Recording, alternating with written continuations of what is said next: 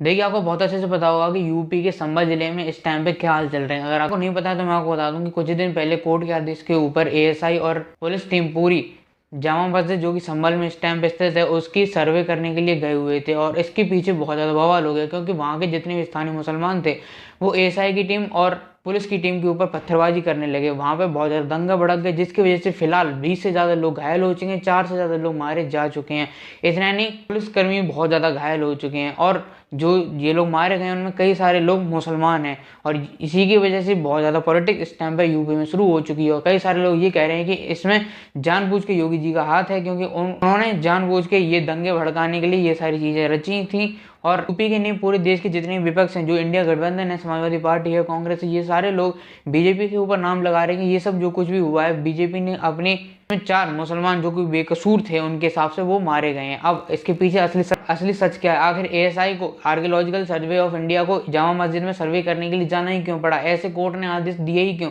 आखिर इतने पत्थरबाजी हुई क्यों? ये सारी चीजें जानेंगे इस वीडियो में। अगर ये वीडियो अच्छी लगे तो इस वीडियो को लाइक जरूर कर देना। देखिए, संभल के बीचों बीच जो ये बनी हुई जामा मस्जिद है, इसके पीछे विवाद आज से नहीं, बहुत टाइम पुराना चल रहा है। इसके पीछे विवाद काफी टाइम पुराना है, ये ब्रिटिश के टाइम से यहाँ पे चल रहा है। इसके पीछे काफी बार सर्वे पहले भी हो चुके हैं। इतना नहीं, हिंदुओं की मान्यता माने और उनके पुराण वगैरह देखें, यानी और भी जो धार्मिक ग्रंथ है उनकी माने तो यहाँ पे एक हरिहर मंदिर हुआ करता था जो कि खुद भगवान विश्वकर्मा जी ने बनाया था। इसका उल्लेख स्कंद पुराण में, भगवद गीता में और कल्कि पुराण में मिलता है। इसका मतलब इन सारे धर्म ग्रंथों के हिसाब से भगवान विश्वकर्मा जी ने हरि और हर यानी भगवान शिव और भगवान विष्णु के ऊपर समर्पित एक मंदिर बनाया था, जो कि इसलिए भी था क्योंकि ये भी कहा जाता है कि जो भगवान विष्णु जी का जो 10वां अवतार जो कलयुग में होने वाला है, कल्कि का, वो भी संभल में ही होने वाला है। इसीलिए ये उनके लिए समर्पित एक मंदिर बनाया गया था जो कि खुद भगवान विश्वकर्मा जी ने बनाया था। इसके ऊपर ये भी कहा जाता है कि बाबर, जो कि मुगल सल्तनत के सबसे पहले जो राजा थे, हमारे देश में आए हुए थे, उन्होंने उस मंदिर, हरिहर मंदिर को तोड़ के उसके ऊपर जामा मस्जिद बनवाई थी। और इसका उल्लेख खुद बाबरनामा में भी मिलता है जिसमें ये कहा जाता है कि इस पे हरिहर मंदिर था और उसको तोड़ने के बाद यहाँ पे इन्वेड करके बाबर ने यहाँ पे एक नई मस्जिद बनवाई थी। और इतना नहीं, एएसआई की जो रिपोर्ट 1920 के टाइम पे, उस टाइम पे जो सर्वे हुए थे उसके हिसाब से यहाँ पे जो पिलर्स वगैरह हैं और यहाँ पे जो गुम्बद वगैरह लगी हुई हैं, इनके पीछे हमारे हरिहर मंदिर के सारे अवशेष हैं। वहाँ पे जो पिलर्स हैं उनके ऊपर प्लास्टर लगा के मंदिर के पिलर्स को छुपाया गया है। वहाँ पे जो दीवारें हैं उनके ऊपर प्लास्टर और पेंट लगा के मंदिर की दीवारों को छुपाया गया है। और वहीं पे मुसलमान पक्ष का ये कहना है कि ये सारी चीज़ें जानबूझ के योगी सरकार और बीजेपी सरकार करा रही है क्योंकि यहाँ पे सांप्रदायिक हिंसा बढ़ सके और इनसे इनकी पॉलिटिक्स को फायदा मिल सके, हिंदू मुस्लिम का विवाद बन सके और इससे बीजेपी को फायदा हो सके। क्योंकि इनका कहना ये है कि हमारे कॉन्स्टिट्यूशन में जो 1991 में आया था उसके हिसाब से सिर्फ और सिर्फ राम मंदिर को छोड़ के बाकी जो भी जमीनें हैं और बाकी जो धार्मिक स्थान है वो वैसे के वैसे ही बने रहेंगे जो आज़ादी से पहले थे। और उनका कहना ये है कि आज से नहीं, कई सालों से यहाँ पे मुसलमान नमाज पढ़ते आ रहे हैं। वहाँ पे ये सारी चीज़ें होना और ये सब कुछ सर्वे वगैरह किया जाना सिर्फ और सिर्फ पॉलिटिक्स है और हिंदू मुस्लिम को लड़ाने की साजिश है और कुछ नहीं है। और वहीं पे दूसरा हिंदू पक्ष के जो वकील, और वहीं पे दूसरी तरफ जो हिंदू पक्ष के वकील है हरिशंकर जैन, उनका कहना ये है कि ये जो मंदिर है वो हिंदू मान्यता के लिए बहुत ज़्यादा जरूरी है क्योंकि आने वाले समय में जो कल्कि अवतार आने वाले हैं वो इसी मंदिर और इसी शहर में होने वाला है। उनका अवतार यानी उनका जन्म जो है वो संभल में ही होने वाला है। इसीलिए उनका जो खास और जो भव्य मंदिर है वो कम से कम उनका हिंदुओं के नाम पर ही होना चाहिए। और यानी उनका कहना ये है कि ये सब चीज़ें जो हो रही हैं वो अपने मन से या फिर कोई षड्यंत्र के हिसाब से नहीं हो रही हैं। इसके सारे प्रूफ हिंदुओं के पास है। इसकी एएसआई रिपोर्ट पहले भी आ चुकी है जो कि हर किसी के पास है। यहाँ पे खुद बाबरनामा में लिखा गया है कि इसको तोड़ा गया था, पर फिर भी ऐसा सब हुआ जिसकी वजह से सांप्रदायिक हिस्सा बढ़ चुकी।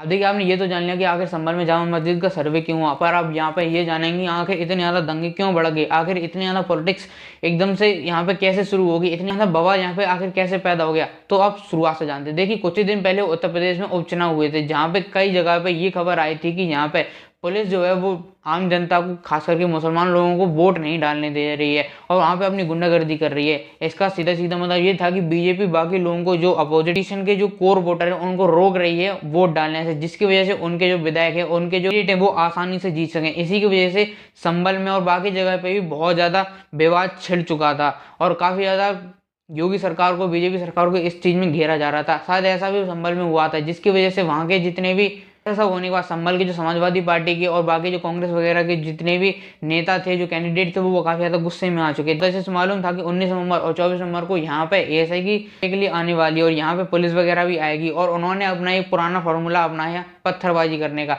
देखिए काफी ज्यादा नाम यहाँ पे मुसलमानों के ऊपर छिड़ रहा है, पर मेरे ख्याल से उतना नाम इन लोगों के ऊपर नहीं लगना चाहिए जितना बाकी पॉलिटिशियन के ऊपर लगना चाहिए। देखिए सबको मालूम है डिसीजन कोर्ट का है, तो यहाँ पे सरकार भी कोई कुछ नहीं कर सकती। इसी की वजह से ये तो नहीं कह सकते कि इन सब के पीछे भाजपा का हाथ है, पर यहाँ पे लोगों को भड़काना, जो मासूम मुसलमान हैं उनको भड़काना और ये कह देना कि तुम्हारे हक यहाँ पे छीने जा रहे हैं, इसके लिए तुम्हें लड़ना पड़ेगा, ये सब चीजें वगैरह करनी पड़ेंगी, और उनको भड़काना कि वो वहाँ पे पुलिस कर्मियों के ऊपर और एएसआई की टीम के ऊपर पत्थरबाजी करने लगे, चीजों के ऊपर वहाँ के नेताओं ने उन मुसलमानों को भड़काया, जिसकी वजह से वहाँ पे उन्होंने ईंटें बरसाई, पुलिस के ऊपर पत्थरबाजी की, पुलिस के ऊपर हथियारों से भी हमले किए, और इसके जवाब में पुलिस वालों को ऑर्डर मिले थे कि वो इस्तेमाल नहीं कर सकते। इसी की वजह से उन्होंने काफ़ी ज़्यादा कोशिश की रबड़ बुलेट से और टीयर गैस से बाकी सामने वाले पत्थरबाजों को रोकने की, पर ऐसा बिल्कुल भी नहीं हुआ। पर यहीं पे खबर आती है कि वहाँ के सीईओ ने और एसआई ने कहीं ना कहीं गन्स का इस्तेमाल किया है उन लोगों को रोकने के लिए, और इसी में ये भी कहा जा रहा है कि वहाँ पे 4 मुसलमान मारे जा चुके हैं।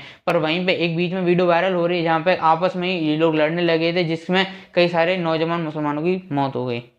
ना ही मुझे गलती मुसलमानों की लगती है, ना ही किसी और की लगती है, पर यहाँ पे सिर्फ और सिर्फ पॉलिटिशियन की गलती लगती है, क्योंकि आपने वीडियो देखा होगा जहाँ पे वो संभल के एसपी कृष्ण कुमार भी यही कह रहे थे कि नेताओं के चक्कर में मत आओ, अपनी जिंदगी बर्बाद मत करो, वरना तुम्हारा क्या हाल होगा सब जानते हैं। इसी की वजह से मैं यहाँ पे कह सकता हूँ कि नेताओं की गलती थी। इस चीज को कंपेयर किया जा रहा है बदायूं से, हालांकि बदायूं में जो कुछ भी हुआ था वो भी नेता के ज्यादा सगे बनने के चक्कर में हुआ था, जहाँ पे बीजेपी का गाना रोकने की वजह से एक नौजवान हिंदू की डेथ हो गई थी, पर वहाँ पे केस अलग था, यहाँ पे एनकाउंटर में ये लोग मारे गए जिस हिसाब से ये लोग खुद बता रहे हैं, पर वहाँ पे तो जबरन हत्या की गई थी।